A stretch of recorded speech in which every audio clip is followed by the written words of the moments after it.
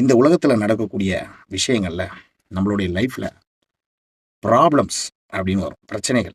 அந்த பிரச்சனைகள் வந்தோடனே நம்மலாம் என்ன பண்ணுவோம் அப்படின்னா, அவன் தான் காரணம், நீ தான் காரணம் அப்படின்னு சொல்லும்போது ஒரு விரல் நீ தான் காட்டும், ஒரு விரல் மேலே பார்த்து எல்லாம் தலையெழுத்து, அதனால தான் இப்படிலாம் நடக்குதுன்னு. ஆனால் மிச்சம் 3 விரல் பாருங்க, மறைமுகமாக நம்மளே தான் காட்டும்.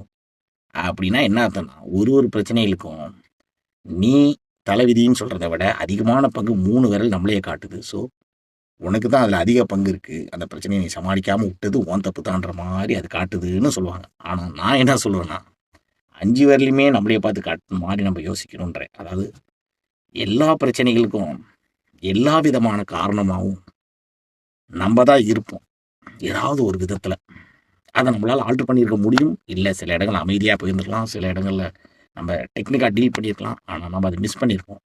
ஆனால் நம்ம விட்ட அந்த மிஸ்ஸை இன்னொருத்தன் யூஸ் பண்ணி தப்பு பண்ணியிருப்பான், நமக்கு பிரச்சனையே பண்ணியிருப்பான். நம்ம என்ன பண்ணுவோம், அவன் தான் சொல்லுவோம். ஸோ இது எப்போ நம்ம எல்லாரும் நான் தான் இதற்கு காரணம் இப்படி கையை காட்டணும், 5 வரணும், விதியும் இல்லை, ஆண்டவனும் இல்லை, நீயும் இல்லை, எல்லாத்துக்கும் நான் தான் காரணம்னு எப்போ ஒரு மனிதன் உணர ஆரம்பிக்கிறானோ அவன் ஒரு சக்ஸஸ்ஃபுல்லான பர்சனாக மாறுவான்றது தான் தத்துவம்.